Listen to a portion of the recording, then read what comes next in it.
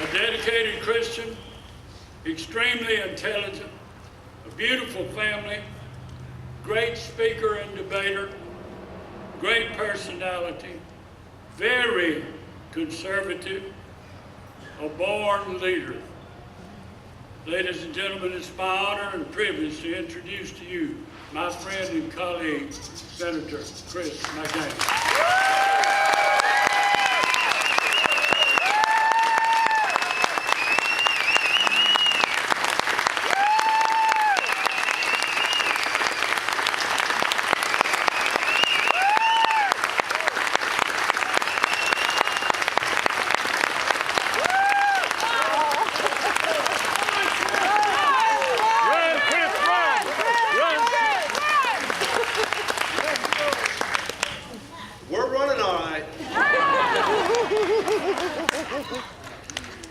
It means more than you know.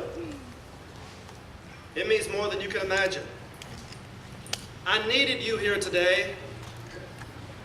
I needed your prayers. I needed your support. I needed your friendship. I needed your smiles. This is heavy. This is important.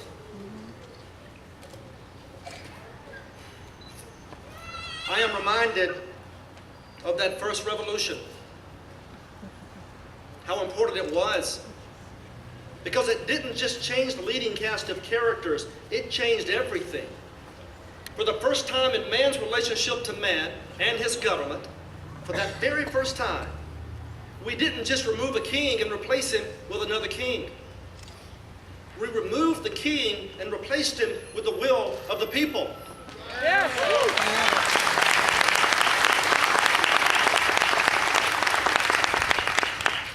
That revolution brought us the consent of the governed. We are the people now. They must listen to us. That is truly revolutionary. And it's that idea, it's that concept that we stand to defend today. Because all across this country, when that revolution took place, lamps were lit in the hearts of men and women, in the hearts of free men and women, and the whole world witnessed liberty. They looked from afar and they traveled to these shores with new dreams. My Irish ancestors, my Scottish ancestors, they came here with an idea that was bigger than self. It was about liberty. It was about freedom. And we fight for that today. But ladies and gentlemen, the lamps of liberty are going out across this republic. The republic is in trouble. You sense it. You recognize this dire need that we have to turn things around. Millions of people feel like strangers in their land. You don't recognize your country. An old America's fading away, a new America rising to take its place. The traditions and the morals that we find important, they don't find important. And so we recoil. If you think otherwise, try to raise a 6-year-old son and find something worth watching on TV. If you think otherwise, try to raise a 2-year-old and find something on the radio worth listening to. We are fighting for the culture. But because of this great movement where our traditions have been pushed aside, it's created uncertainty, not just morally, but all across this society. Economically speaking, we're uncertain. We're scared. Constitutionally speaking, it appears we don't recognize that fine document. Even our role in this government is being challenged. And ladies and gentlemen, things must change.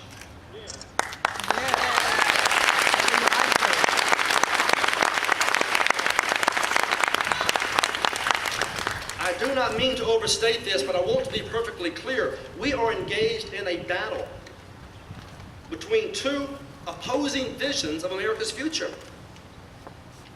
Someone will win.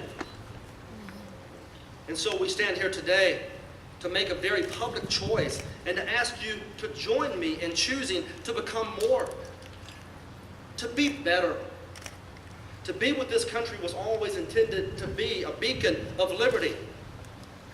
Now is the time. Yes. This is not a race or a campaign or even a movement that would be controlled by Washington insiders. Yeah.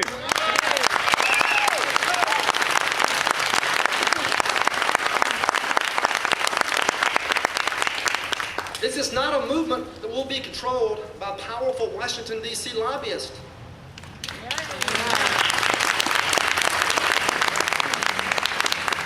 This is a movement for the people, by the people.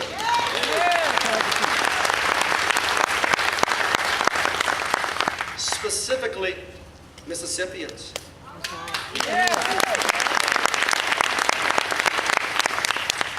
Because you see, I believe that Mississippi's culture and its character and its conservatism can restore this republic. I believe that, or I wouldn't stand here today. And so I stand here today with you, with a silent majority of Americans that believe we can retake this country, that still believe in liberty, parents and teachers, farmers, factory workers, and all across this great state, business owners, police officers. These are the uncommon men and women that make our society work. Recognize this: the greatness of American society comes from its people, not the marbled halls of Congress.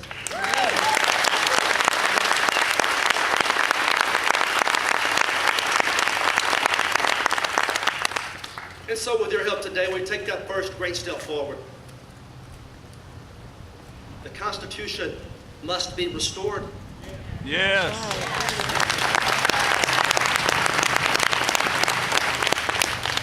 It is no accident that we find ourselves in the problems that we have today because our politicians, our leaders, have shunned that document.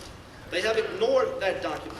It takes defending. Liberty is too important to let go. And that Constitution is the pathway.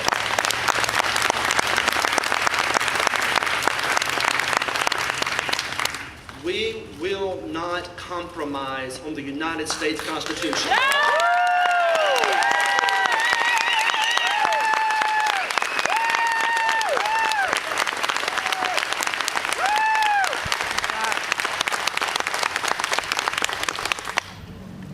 The national debt is the greatest moral crisis of this generation. You do recognize that there's no national security interest more compelling, no interest that outlines the future of this country more compelling than that of the national debt. So let's go forth from this place making it perfectly clear that the era of big spending is over.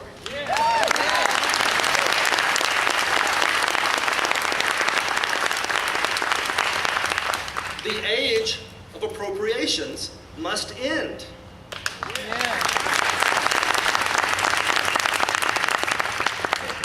My children deserve nothing less. They deserve nothing less. Now, last night, your House and your Senate reached a compromise. It's interesting that every compromise conservatives reach, the liberals always win. That's not compromise, that's called surrender.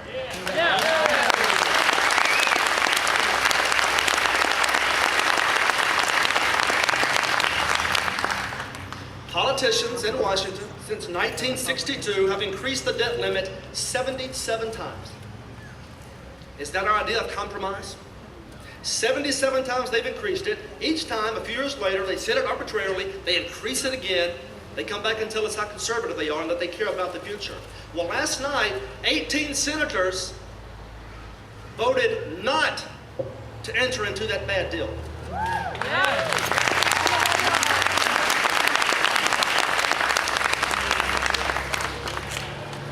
Where were our senators? Senator Cochran, I respect him. I grew up admiring him. You cannot be a Mississippian and be a young person like me and not look at a man and in some respects want to emulate him. He's all I've ever known. He's been up there as long as I've been alive, and that is a considerable length of time. But last night he owed it to us to stand his ground. More importantly, he owed it to us, with all due respect, to stand the ground for my children. That's right. That's right.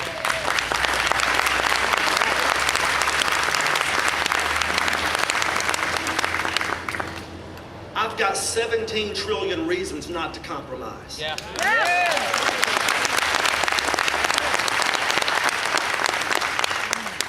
Obamacare. Probably one of the worst pieces of legislation in the history of this country. You recognize that, do you not?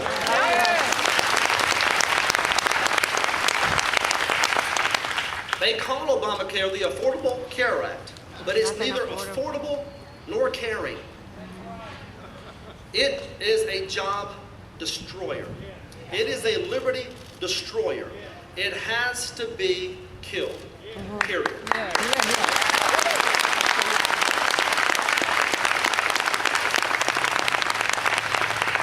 It is our responsibility to finally put a stake through the heart of that program and end it. No more parliamentary tricks. No more press releases. No more late night votes. Just fight. Defend it.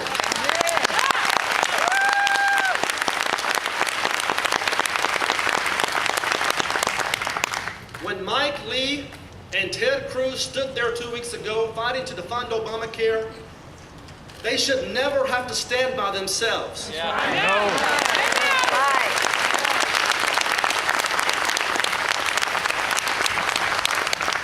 And it's regrettable that they did.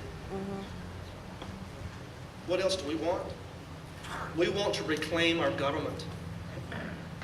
They're not listening. They're not paying attention.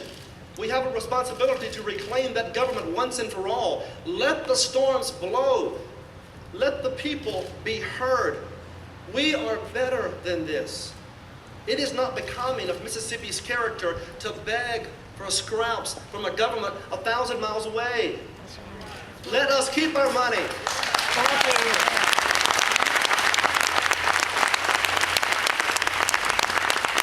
Let us defend our way of life. Change will only come. Change will only come when we begin to elect strong conservatives like these here behind me. This wave is just beginning. This wave is just beginning.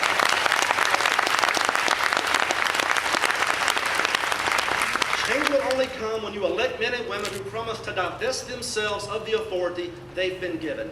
That is to give the power back to the people, back to the states where it properly belongs. Now, with that said, let's be clear about something. We are not here simply to streamline government. We're here to reduce its size.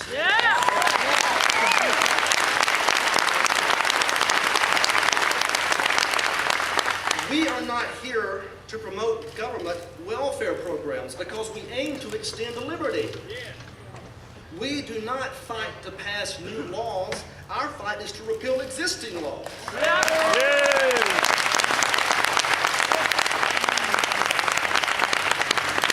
And we are not here to implement new programs.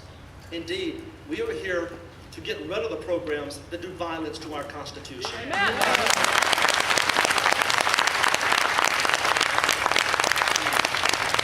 You see, there is a difference between the people in Washington and us.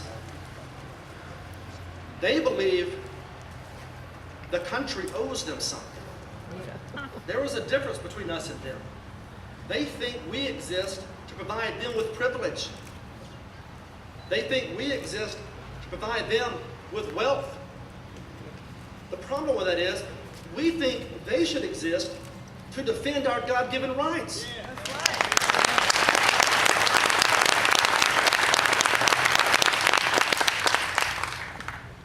And that is why today, I'm announcing my candidacy.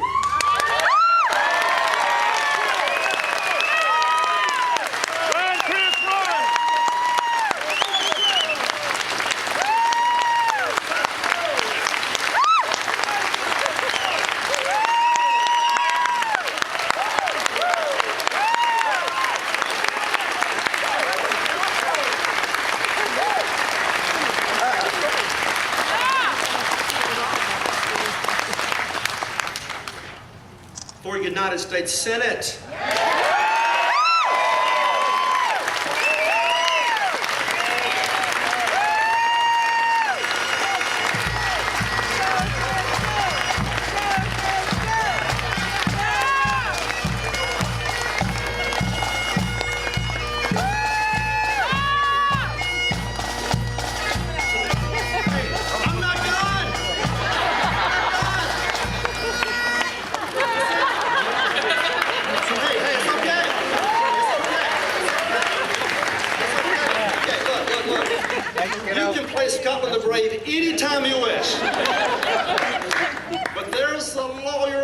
statesman up here speaking. I thought it was beautiful, didn't you? Look.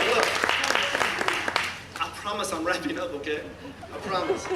Listen, I've been told that this run is going to destroy my political future. I've been told that the powers that be are going to come after me with everything they've got. Let them come! Hey, take names when they come. That's right! Take names. Because they're not after me, they're after the people. I promise you this, the idea that I will let a spirit of fear keep me from this race is absurd.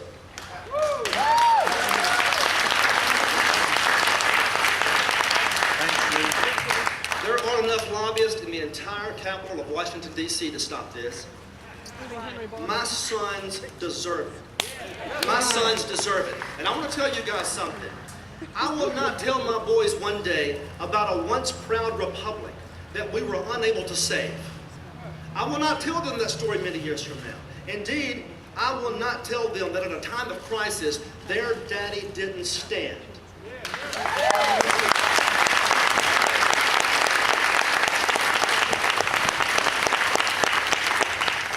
This is our fight.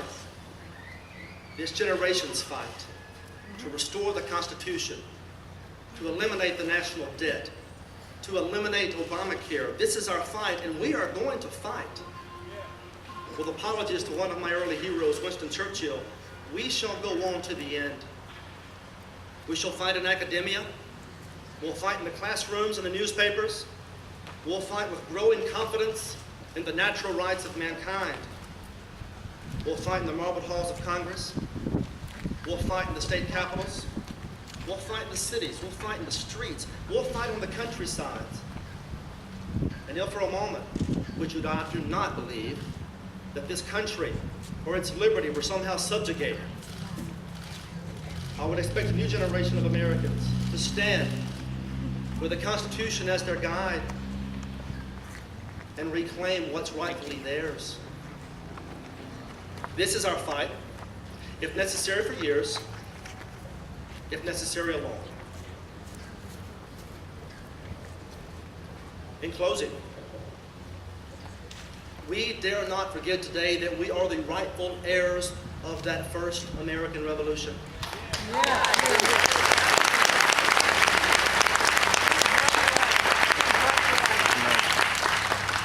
With that in mind, let the word go forth from this time and place that a new era is dawning.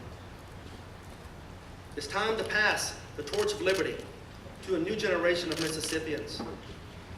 A generation shocked by a culture in decline.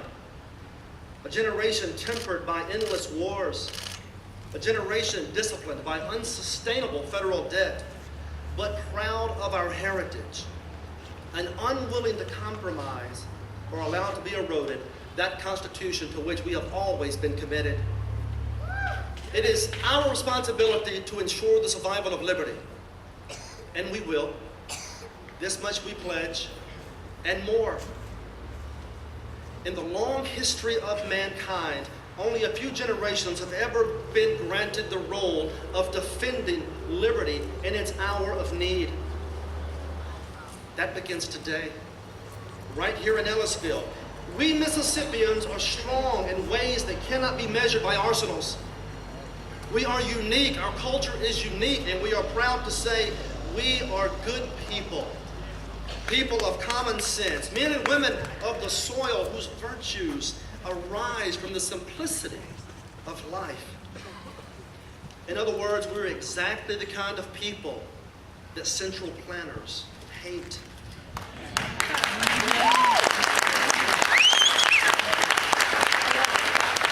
We are, every one of us, lovers of ordered liberty. We're a stubborn and proud people, are we not? Yes. Men and women of character.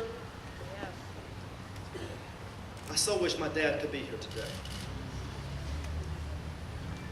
Men and women of character, I do not believe any one of us would exchange places with any other generation. This is our fight. This is our time. And the energy and the faith and the devotion that we display here will resonate across this country, across this state, and we will restore this republic. So let's stand. Let's lead.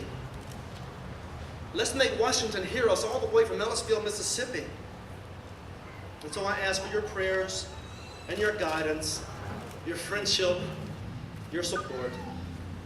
With a good fight, our only sure reward, with history, the final judge of our deeds, let us go forth to save the republic and the state we love so much.